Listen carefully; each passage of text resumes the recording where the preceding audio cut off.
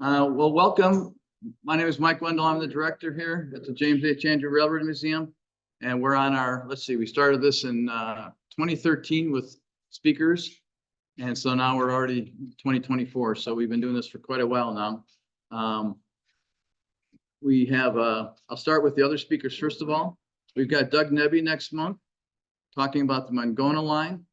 That'll be Saturday, February 17th at 2 o'clock. We have Gary Holtzinger on Saturday, March 16th at 2 p.m. also. That'll be the Chicago Anamosa Northern.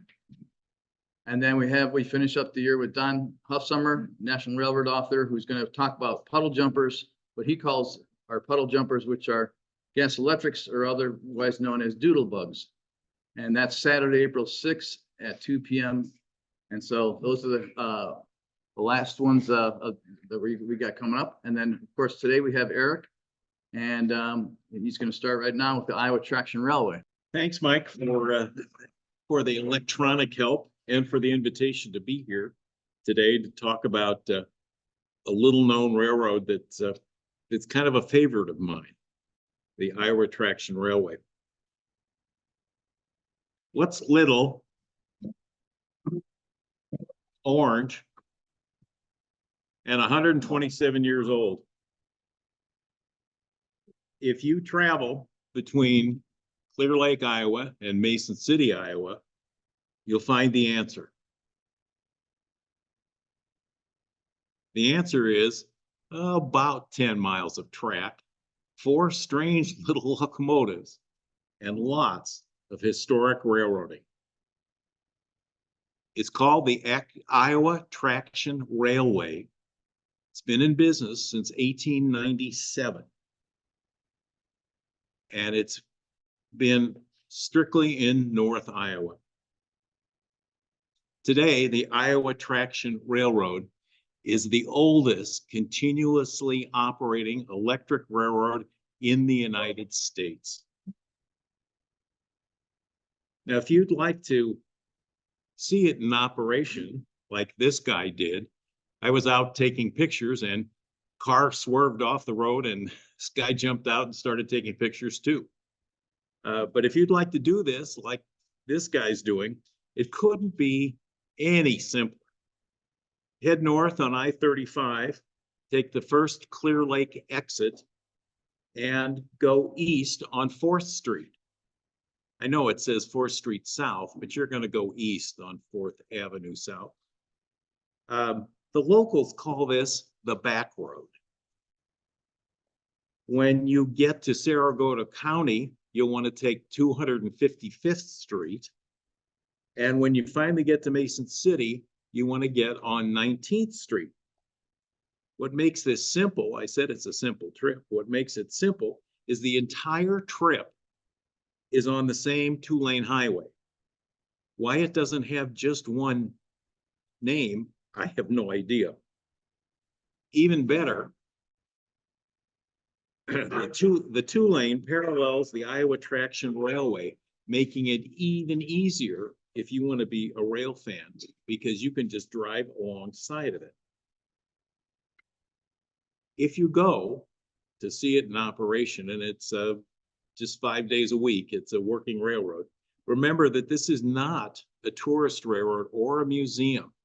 This is truly a working railroad, and they haven't made any concessions or allowances for visitors or tourists.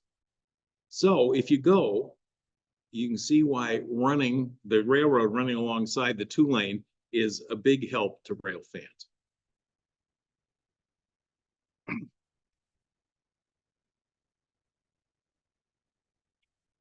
For those of us in central Iowa, there's some similarities and even connections between the Iowa Traction Railway and the Fort Dodge, Des Moines, and Southern. Obviously, both of them are juice lines. Juice line, juice is slang for electricity, and so people talk about them being juice lines. Juice lines were fairly common in America around 1900, when engines like the Iowa Traction Railway get their power for making contact with a specially designed overhead system of wires called catenary. The motorman in the picture on the lower right is raising the trolley pole, they call that, to make contact with those wires. The Iowa traction stayed with juice, obviously. The Fort Dodge went to diesel in the 1950s. As with any railroad, the idea of making money was key, and the companies both focused on moving freight. The picture on the lower left is the Iowa Traction Railway moving freight down Main Avenue in downtown Clear Lake. It was how they made money, how they worked. They both wanted to be in the passenger business, and you can see their operations here on both Iowa Traction and the Fort Dodge line, but it just didn't quite work out, especially if you remember, this is only a 10-mile long railroad. When cars became popular, streetcars didn't become as popular. And both railroads faced disasters. The Fort Dodge line lost its Fraser power plant to the Des Moines River flooding in 1954. Iowa Traction had a massive fire that knocked out equipment and electrical supplies in 1967. One changed to diesel, the other just rebuilt. In 1987, the Mason City and Clear Lake Railroad was formed. A local stained glass artist and historian made what he told me was an exact copy of the company's very first logo. I've never been able to prove that, but this artwork is one of a kind. Today, this building, the brick and tile, I'm sorry, I'm ahead of myself here. Okay, we'll back up one. Okay. So why build a railroad in between Mason City and Clear Lake, Iowa, in North Iowa? At one time, there were 9 brick companies and 3 cement plants in this area. The rail car used that you see here on the right was used to move clay from the mines to the actual kilns where the bricks were made. And interestingly enough, this was never a Mason City and Clear Lake Railroad piece of equipment. It was strictly the brick company equipment. Today, this building, the largest, tallest building in Mason City, speaks volumes about how important the impact this business had on this city. You're looking at the brick and tile building, and you can see they took pains to decorate the building to promote their product. On the other end of the line in Clear Lake was a bustling resort. And it no doubt suggested to the founders that there could be lots of business in lots of different places, including the little town of Clear Lake. The photo in the upper right is near where the famous Clear Lake music venue is, the Surf.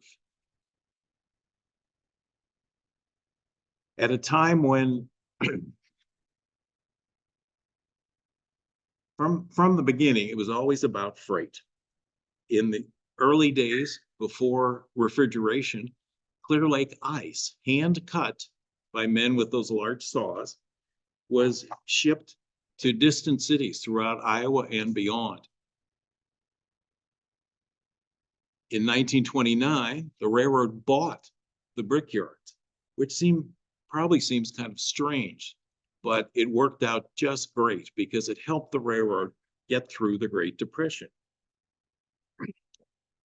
At a time when automobiles were not that common, a passenger ticket between both Clear Lake and Mason City was 25 cents one way. The 4th of July was always a busy time in Clear Lake, and riders got a free ticket home with each ticket they bought over the holiday.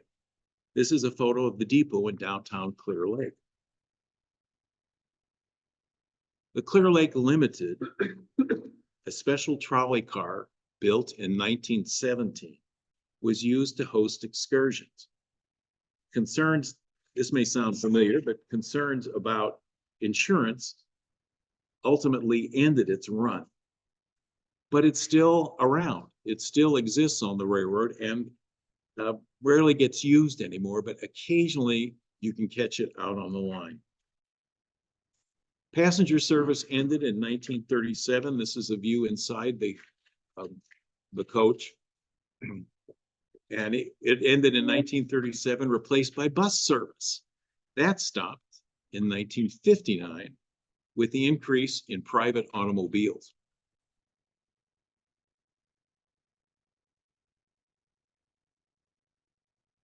So let's talk about those funny little engines, all painted in traction orange. They are what they call steeple cab locomotives and were built by Baldwin Westinghouse Company.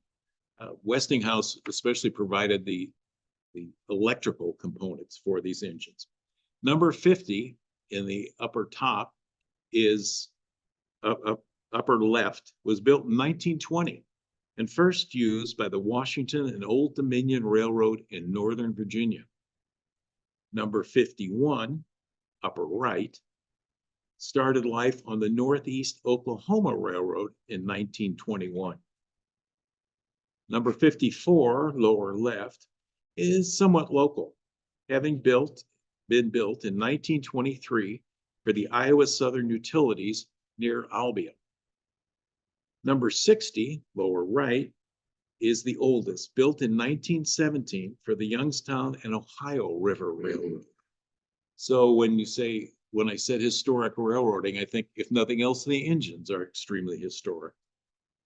The story of each of these engines and how they came to be in Iowa is interesting in itself, but that's a story for another time. These are the 4 current locomotives. But as they say, wait, there's more.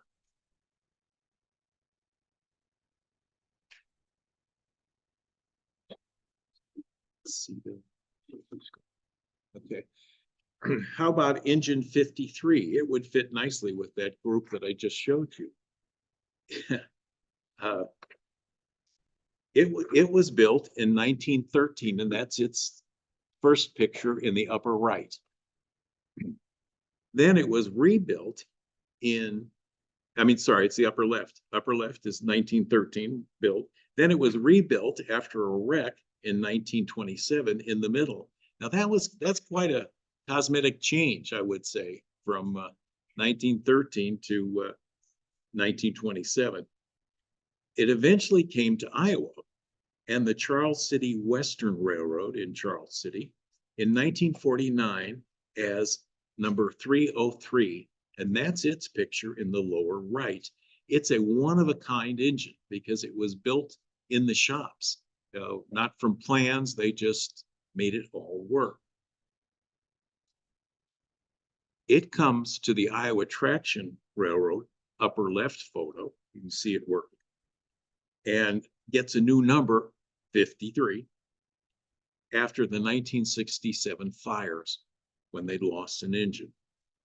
In 2016, number 53, without the same motors as the other engines, this unit became difficult to service. And so the owners put the 53 into storage, figuring something might happen. Finally, in 2016, they decided that 53 was no longer useful and they put it up for sale. It was purchased by a Boone and Scenic Valley volunteer named Wayne Patterson and moved to, of all places, Boone, Iowa. Today, 53 sits across the rail yard from where we are tonight in a shed waiting to be restored. The next time you're here in Boone and you ride the trolley and it's a fun ride, I recommend it. Talk to your motorman. Your motorman is Wayne Patterson, the owner, and he'd love to talk to you about helping restore 53. In fact, any of us here at the railroad would love to talk to you, your family, your friends, your neighbors about volunteer opportunities here at the Boone and Scenic Valley Railroad. We have something for everybody. Halfway between Clear Lake, Mason City, sits Emory, and it's not even a town. It's just Emory. It's referred to as Emory.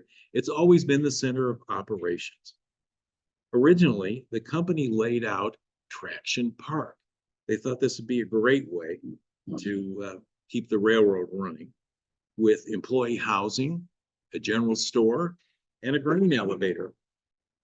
Good idea, but it never happened. Today, it's just a busy rail yard, a small rail yard, but a busy rail yard, and still company headquarters. Like many railroads, business was good in the 1940s, not so good in the 1950s. It fell off. In 1961, the MC and CL was purchased and renamed the Iowa Terminal Railroad, ITR. A spectacular fire in the Emory car barn in 1967 was almost terminal. I don't think they thought that when they named it the Iowa Terminal, but it was almost terminal. It almost ended the road. 3 cars, a locomotive, spare parts, and other pieces of operating equipment were lost in this fire. But still they persisted. They rebuilt and stayed at it. In 1987, the Iowa Terminal was purchased and became the Iowa Traction Railroad Company, IATR. And it's kind of interesting because that's still the way the motors and the rail cars are identified now as IATR from the 1987 purchase. In 2012, the Iowa Traction Railway was purchased by Progressive Rail Incorporated, PGR, and renamed it the Iowa Traction Railway, which is what we know it as today, ITR.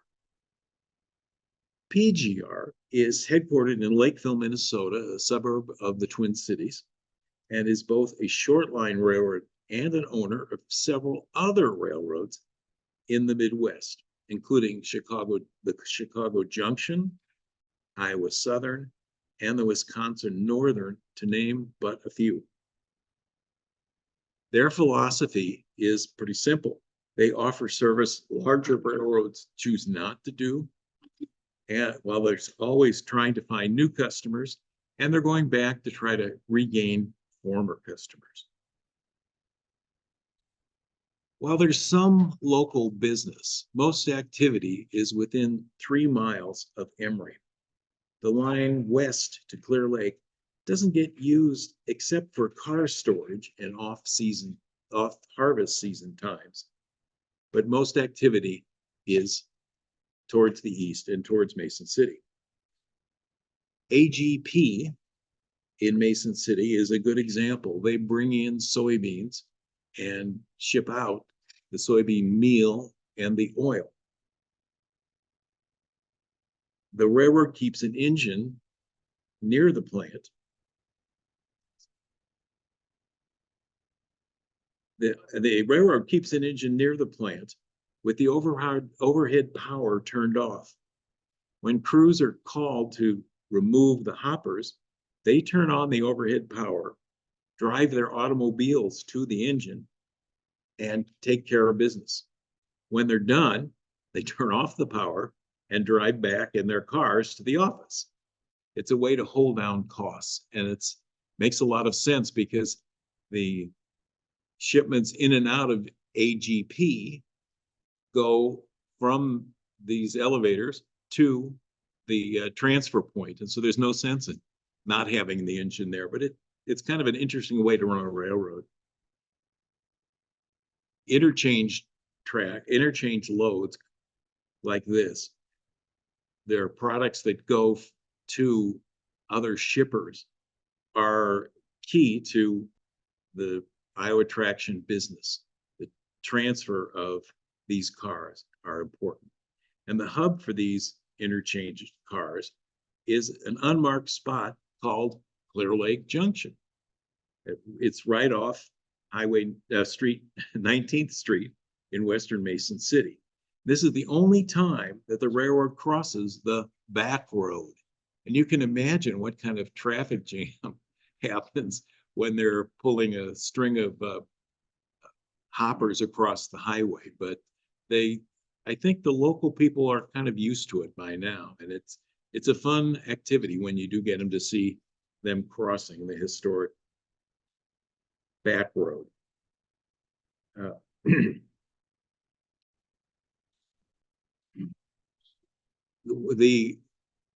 The connections that the Iowa Traction makes are key to their business, and they're with the Union Pacific Railroad. These tracks once belonged to the Rock Island Railroad, and then the Chicago Great Western, and finally the Chicago and Northwestern, which eventually merged with the Union Pacific. So that's why they have an interchange with the Union Pacific. The other connection is with the Canadian Pacific Railroad on tracks that used to be owned by the Milwaukee Road, then the Sioux Line, and then the I&M Railway. Talk about historic railroading. This spot has seen a lot. The Iowa Traction Railway goes about its daily work without much notice, using engines built between 1917 and 1921, and with a top speed of about 10 miles an hour, they get the job done.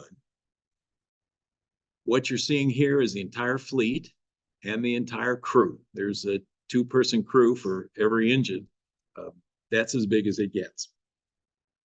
Yet this little railroad plays a small but important role for businesses in and around North Iowa. On October 2nd, the ITR got some long overdue recognition.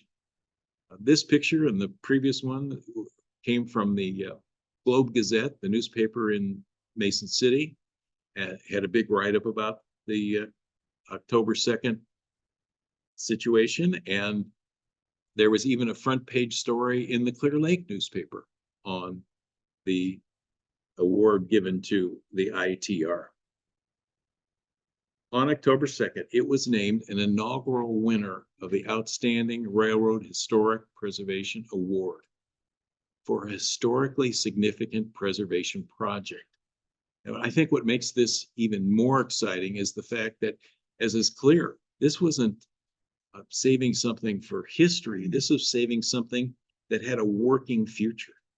And that makes preservation even more exciting when it's got a true and honest purpose.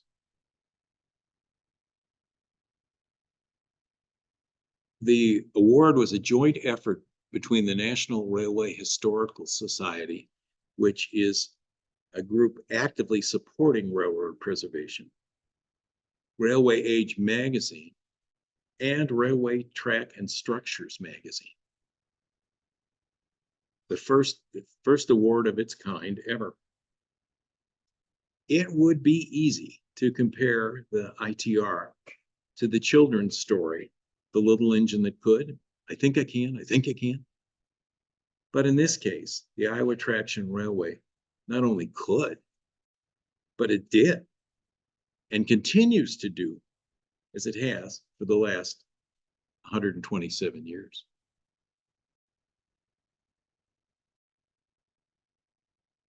That's it. Okay, all right. Thank you. Thanks a lot, Eric. Okay. Our next one, as I was mentioning, is going to be Saturday, February 17th, called the Mangona Line.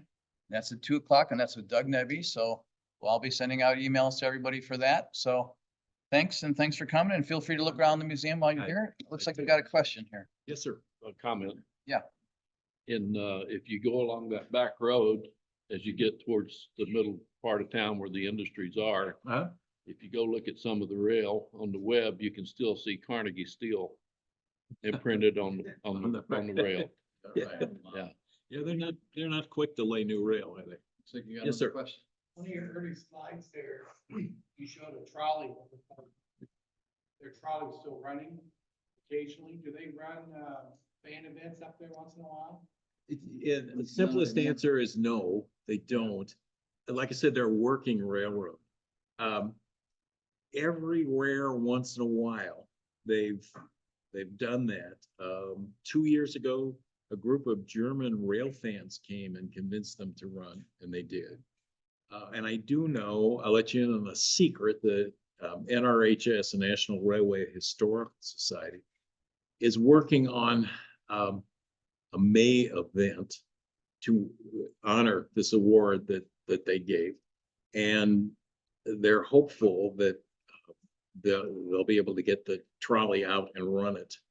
And so there could be an opportunity then. But generally speaking, no, they don't do it. They're too busy working. And you can see there's only 8 of them, you know. They're too busy doing their job to Out in New York, Lake Geneva, and the Genesee Railroad, Mhm. they're a freight railroad Monday through Friday, and a tourist railroad Saturday and Sunday. So that's how they make their money on the freight. And Yep. advertising the weekends. For sure. You got a question about that car? I thought I just read about a week ago that is, maybe Dana, you know this, that was a retired North Shoreline car, is that correct? Does that sound right to you? And I don't know if you were on that years ago, but in the mid-80s, no, actually, no, in the 90s, I should say the 90s. That car, What's that? back in 2010. Okay, that's, We got it back then. I think I was with you guys then. I mean, yeah, I didn't know you at that time, but I just read that was an old ex-North Shore Line car, which I didn't realize. 727. Yeah, yeah.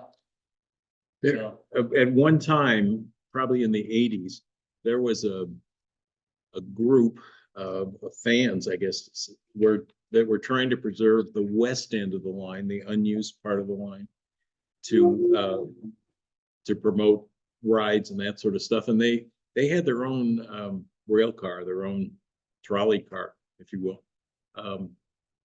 I think it was a remake. It was not an old one, but yeah, they tried to generate interest in the railroad and preserving that railroad, and it just didn't catch on. But that was another trolley car that was up there. I remember riding that trolley car, and as I said, it parallels the road, and across the road on the south side of the road is a bike path. And we were riding in the car, and the bikes kept passing the rail car. So, but maybe that's why it isn't still around. Yes, sir. How many loaded cars can those engines hold?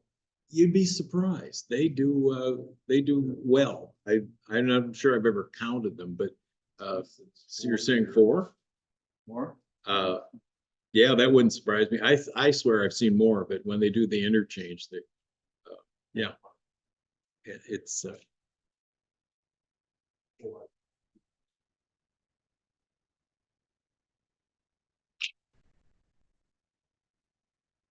If anybody's left online, if you have any questions for Eric, we should be able to hear your audio.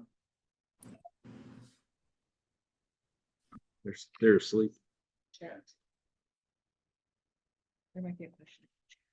Yeah, let's see. Let's see.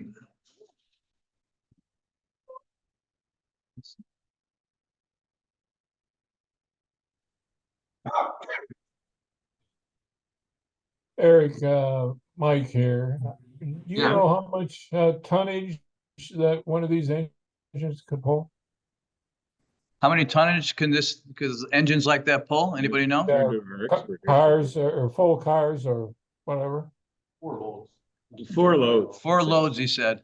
Okay, 400 tons? Okay. 500. 500 tons, 400 to 500 tons is what they say. Okay. For 4 loads. thank you. Depends on the grade. Yeah, Yeah. right. Like Darren said, it depends on the grade. There's not much grade there, but yeah. That would make sense. Can I ask Mike a question? Yeah. Since your presentation was recorded and I was unlucky, I only got to catch part of it. Will the recording be available for Yep. some of us to review at Yep. another point? Yeah. Just email me and ask for it. It's still recording as we speak. So yeah, it's available for anybody who would like to see it. Thank you so much, Mike. Yep. And thank you for a wonderful presentation. Thanks. Yeah, Nate's One good. more comment. Mhm. Until recently, as late as 10 years ago, because I haven't been up there in a while, there was a loop of track that they could run that trolley car on. Yeah, It was east of yeah. the interstate, but it was on the west end of the line. Exactly, yeah, that's, and then the Clear Lake Depot has been moved there. It's been there for a number of years. Again, they were trying to get something going there. There's even, there's an old PCC electric streetcar sitting on the track too, but it, like I said, they just haven't been able to get any traction. No, I Yeah. shouldn't say. Well, they had some cars stored inside a building there too. Mhm. I don't know if that was the old depot or what, but Yeah, they had 2 or 3 Mhm. pieces of yeah, equipment. for a in while there, they were running that circular track like it was under your Christmas tree, yeah. Okay, anybody else? All right. Okay, well, thanks so much.